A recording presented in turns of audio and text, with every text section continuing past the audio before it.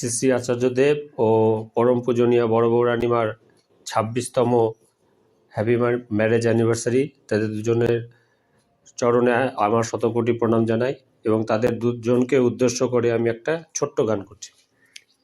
তোমার আখির নীল মনে হয় তাই গহনেতে ডুব দিলে শেষ হয় সব বেদনা।